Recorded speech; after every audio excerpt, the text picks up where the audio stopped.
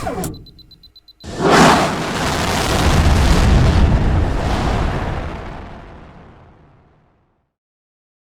looks awkward for me. Welcome everybody to another Launch It podcast. Tonight it's just going to be me, Matt, and we got myself, Karen Deep. We're going to do a little bit different. We have a legit setup now.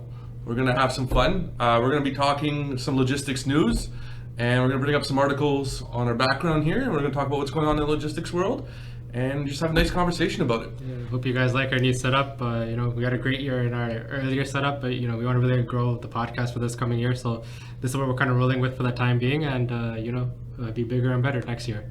And we're having a little bit of fun with it, right? Yeah. So, kind of a new thing that's trending right now in News KP, of what we've been talking about here at work, and is that vaccinations, how they're transporting it, what's going on. Yeah.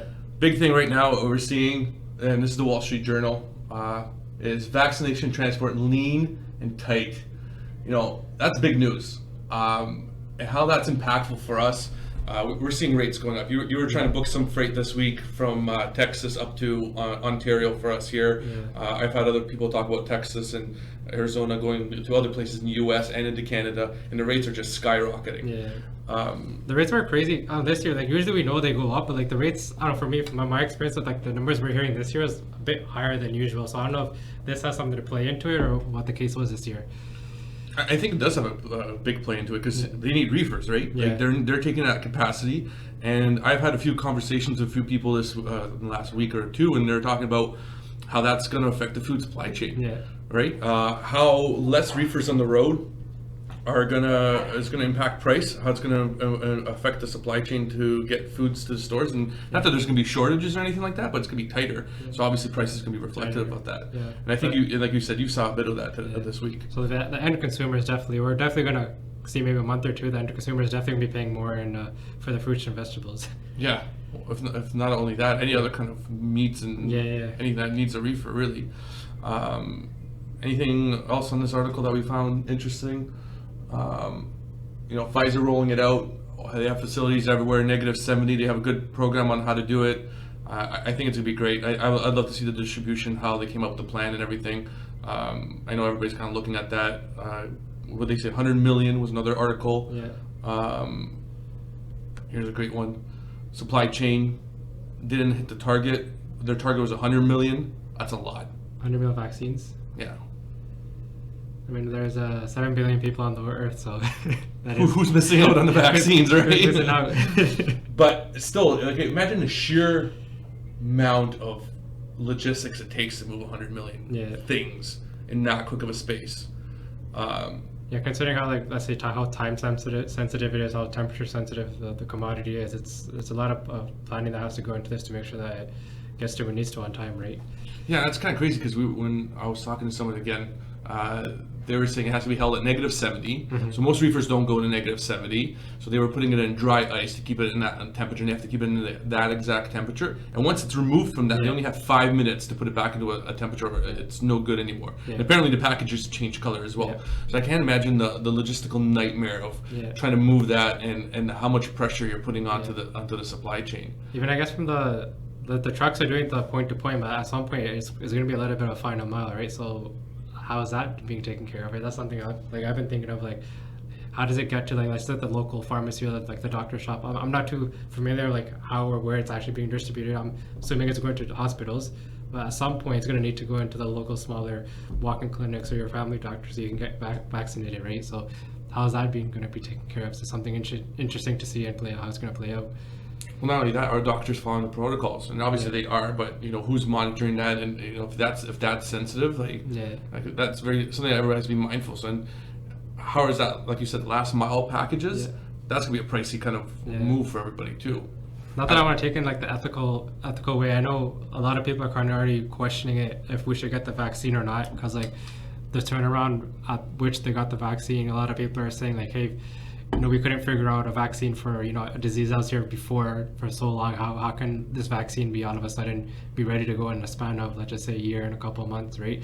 So just for I guess those people, they're going to be even more skeptical on the idea of okay, this is how is it being taken care of at my local doctor's office in terms of what you mentioned, right? Are they doing the right procedures and right protocol to make sure that whatever they're being injected with is not not expired, but whatever you want to say, contaminated, or Well, it's funny you say it because I saw a meme today. It was the Ian McKellen, the guy who played Gandalf in Lord of the Rings. Okay. He was getting the vaccine today, and he's like, "Hey, you have nothing to worry about." And a bunch of these people who don't believe this is true were saying, "How do I know he's not getting vitamin C? Yeah. I can't really see the needle going in his arm." Yeah. And people are like, "Really, man? Like, how much more proof do you want? How do I know it's really you doing this and not a cat walking across the keyboard?" And I thought that was funny, and how that we have that big push.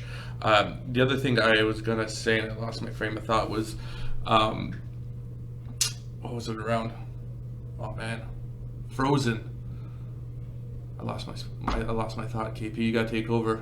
Frozen vaccine. No, Frozen. I was gonna say something about the. It's like you said it's packaged in dry ice in terms of the handling of it. Maybe something along the lines of that, or No. We'll move on. It'll come back to me if it comes back to me. enough of vaccines. Enough of vaccines. Let's move on to something a little bit better. You had an article you wanted to talk about. Which one was that? There's some mention about the FedEx surge in jumps on holiday surge. I guess this time of the year, I'm assuming parcels, Christmas shopping. There's Black Friday, Boxing Day here in Canada, so I guess normally there is an increase in revenue and the number of parcels being delivered. But given this year, how kind of everything transitioned into working from home and everyone being more at home and not going outside, so I'm pretty sure there was an even more of a jump compared to previous years. So it's interesting to see how that is or has played out, and how that the extra revenue, and if there's extra profit margin within that, how that'll be reinvested in terms of those companies who did well into expanding and growing their businesses for the future years, if this is something to stay, right? Yeah, because I think FedEx is the one that kicked Amazon out. They're not doing anything with Amazon anymore, right? So this is an increase without Amazon. Yeah. So that's in itself is interesting. That not only that, I know like in my household, my wife did no shopping at the stores this year. Yeah. A, because it was chaos to get into the stores. B, you order to your house from any website and you're fine. You just get it and you grab it. So final mile, that's something we've been talking about, strategy here, and how to get that final mile in. Everybody's jumping all over it. Instacart just landed. What's it called? Mastermind Toys here in Canada. Okay. So Instacart seems to be like a big player a lot for a lot of the pieces. So it's funny how the market's now shifting away from the traditional courier, which had this place like nobody. I remember like 20 years ago, nobody would ever think about taking on FedEx, UPS, and Purolator here in Canada, and it'll be like these guys just own the space. There's no point. Yeah.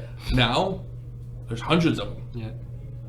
And the prices are falling for them. I wonder how much of a hit on their margins these companies have taken in the past, and how have they revamped. There's people talking about using crowdsourcing for a lot of these deliveries, so they're doing a different network, and how that takes away from anything that FedEx does with their couriers, right? Yeah. It's crazy. I mentioned in one of the earlier 1-2 minute tidbit podcasts I did about a month ago, but there's an app called Amazon Flex, where it's kind of like, you could say, crowdsourcing for drivers. You just download the app. It's kind of like Uber, and you download it, and they have different slots that are available for you to do kind of like a shift. So they have like a 3-hour shift, 4-hour shift. Yeah. And you'll go ahead and pick your slot. You go to one of their facilities they have. They have a bunch in the GTA. There's one in by Scarborough, one in Brampton, a couple in Etobicoke.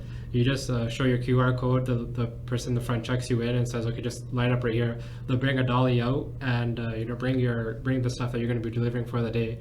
It's usually in a huge kind of tote. And then you take your app and you scan the individual parcels. It's usually about, depending on your block, if you have a 3-hour block, about 30 parcels. If you have a 4-hour block, it's about 40 parcels. Really? So they kind of have it spaced out. They have it that intricate and that detailed, right? You scan those off, and once that's done, you kind of go and do your delivery, and it's all auto-routed and everything for you. So you kind of just follow along with it. So just in that sense, so they're minimizing their risk in terms of not actually hiring employees for doing deliveries. So that's like that's liability they have. They just kind of do this method for a lot of the final mile delivering into, I guess, the different neighborhoods in the GTA. I know they started expanding into other areas of Canada as well. I think Calgary was one on their next, Montreal was on their next hit list as well, right? So they have, I know a lot of the stuff they do branch it off to other, I guess, partner carriers. They don't have their own Amazon dedicated trucks or little carriers. They have third-party partners, different courier companies that do it, but they're also taking this strategy on of having everyday Joes to deliver their parcels. I wonder how much money they make off of that. Like, is it viable? Because I know one article I was reading recently about the Uber delivery guys. Some of them because they're hitting hard times in the U.S. and everybody's trying to find jobs what they can. They're just sleeping in their cars because they can't make ends meet on certain things. I wonder if Amazon pays better on that delivery portion. So the way they had their payment set up, it comes out to $22 an hour, but they pay by the block rate. So if you had That's not bad. if you had a 4-hour block, it was $88 for that block. If you had a 3-hour block, it was $66, right? So I did my calculation after minusing for my gas expense. Yeah. My gas usually costs around $10 to $12 for that thing, so I was usually left with $10 less. So if I was on a 4-hour block, I made that's just about $70, right? Which is not bad, because on a Saturday from 1 to 2 or 1 to 5, 1 to 6, you might not be doing anything. Just pick up the shift and make $70, right? So for me, I would continue to do it if I had the free times. I wouldn't say I'm not making money, but I know like what you're saying, the Uber cases, Yeah. that some people are not making money, but I think that's it's kind of inconsistent, because like you might pick up a passenger, then you might be waiting for a few hours or a couple hours to get Yeah. the next passenger, depending on where that passenger takes you, right? If you pick up in Toronto and end up, I don't know, let's just say in a town, maybe like Kitchener or like some Middle random Waterton place, or something like that. where Yeah. you're most likely not going to get a thing, then obviously it's going to be hard, right? Yeah, that's interesting. That's not bad. Well, you got nothing else to do nowadays. Might as well go do deliveries. Yeah. Right? You can't go to a bar, can't go to a pub, can't do anything. Just make money and save up. Make money and save up. What else do we got here? Well, the ports. One thing that has been being talked a lot about is the ports being jammed up in a lot of places. Yeah. That was a big article there. I'm curious to see how that plays out for the rest of the year. How much of a delay that's going to happen. I'm going to pull that something cool up after, but let's see if there's what was the other articles we wanted to see. It seems like the hot topic recently is just the vaccine. A lot of the lines are surrounding that and COVID-19 as the year wraps up. And Has there been any other news in the news lately but COVID-19? this whole year's been COVID. It should be COVID-20, but it's COVID-19. Well, I guess it started in 2019, but I guess it made a bigger impact in 2020. Yeah. And it'll be a year to definitely look back on. Once things have settled, in 10 years we'll be looking back. And I know a lot of people have different struggles. A lot of companies have succeeded in this time as well. So you gotta take the good with the bad and the bad with the good, right? Absolutely. Here's a dry ice that we were talking about, Okay. which is pretty neat. I guess that's interesting. I guess a lot of the bigger companies, the Pfizer's and the Moderna's, whoever is creating and shipping out the vaccines, they're most likely not going to give us a smaller guy a chance to ship out their commodity, given like how probably expensive it is and thing, right? So they're going to go with the major players, the UPS, the FedExes, right? So it's kind of interesting to see how that plays out on a partnership and stakeholder level, in terms of like, let's just say if some other guys, they might be smaller, but they might have the capacity to deliver it on a local regional level, but a Pfizer might not just go with them because they don't have the presence to do it on a national level, right? Well, it was funny that you say that, because was it one of the carriers?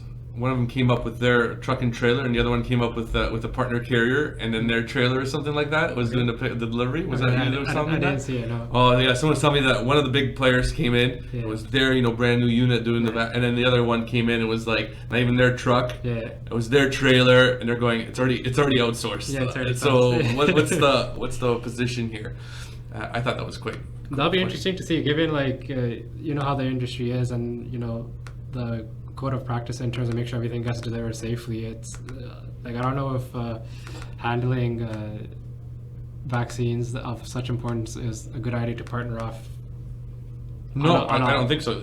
So one thing I was talking about with someone recently was I think it was last night on the call. When we were recording our podcast, we were talking about food safety. Like who's monitoring the food safety of the guys who are doing the deliveries? Who's monitoring all that? Like that's a good question. And the Matt's made a great point. He goes, these are tech companies. They're not out there for food safety. They're out there to make a profit. So I'm curious when government's going to step in and start looking at how do we get more regulated in that piece. I'm curious when that's going to happen, right? Well, hopefully this is I don't want to say more regulated than the food industry, but this is of an importance vaccine for society right now. So hopefully there's the right regulations and procedures put behind to make sure that we are getting it in a safe manner, right? Yeah. Well, I think for the most part, governments know that everybody's watching it. Yeah. And I'm just gonna see if this makes sense. But this is a cool website if anybody's ever interested in ocean freight. I know I like looking at ocean freight. It's called Marine Traffic. Kind of shows you all the boats in North America. This is the port of San Diego right now. It's all jammed up, lineups. People were telling me that there is boats on the outside. Let me see if I can zoom out here. Boats, get out. Don't want to listen, eh? So the boats out here, they're all waiting. Port of Los Angeles is all congested. All these boats are trying to come in. They're all waiting. On a Canadian context, let's move up. That should be cool. I didn't know about this website. Oh no, there's one for airplanes as well. Yeah. I love it. So you're in Port of San Francisco, same thing. Yeah, that's so we can even get it down to a vessel ship type.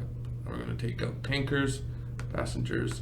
We just want to see the good old cargo vessels. So we're going to go up further. We're gonna bring it back to our great national country. And look at all that too. Oh, Port of wow. Vancouver. Yeah, that looks way more jammed up than. Yeah, because we don't have too many ports up here, right? So Yeah. it's either Port of Vancouver or on the East Coast for us. Montreal. Yeah, Port of Montreal and the Port of Right. Halifax, right? And it's kind of neat to see all these ocean laker boats too coming on down the seaway. That's another thing that we're looking at, doing in the future is Yeah. jumping on the Welland Canal and going to the seaway. So that's kind of neat to see how much actual freight comes into Canada and the United States through our Great St. Lawrence Seaway, using the Welland Canal, going all the way to Chicago, going all the way up to, I believe, Duluth and Thunder Bay. Those are major ports Yeah. for a lot of freight that comes through the ocean. So that'll be kind of neat to kind of look at that. And then the Port of Newark doesn't seem that jammed up right now. Normally in the summertime, this thing's all jammed up with all the produce and everything like that. So right now it just seems kind of interesting. There's not much happening on the East Coast. Everything's Not much happening on the East Coast. Everything's on the West Coast. Absolutely. So we're gonna stop casting that. So yeah, so that's what's going on in the world of logistics today. Yeah, so we tried out this new format. Hopefully you guys liked it. Give us a thumbs up, a like, a comment. It really goes a long way. we actually look forward to that kind of Yeah. stuff, and hopefully this kind of conversational, more true to the word of podcasts. You guys enjoyed it. If you guys ever want to join, we've had a lot of people come out and ask us. We have a lot of cool things happening in the next little bit, so we're going to continue trying different formats. We've tried the selfie podcast. We'll do those once in a while. We'll put out little articles here and there, motivational comments. We talked about doing that kind of stuff. Yeah. That's kind of interesting. We just want to bring value to everybody else that what we're doing and how we're doing it. Yeah. For sure. And definitely 2020, you're gonna see a lot more posts from us. So sorry, not sorry. We're just trying to get the word out there about Launch It. Like Matt said, just motivating everyone. Providing logistics news, business news, and industries, and just doing our thing here. absolutely. So thanks again, everybody, and as always, have a great day. We're gonna launch it out of here, and have a good one. Cue Launch It.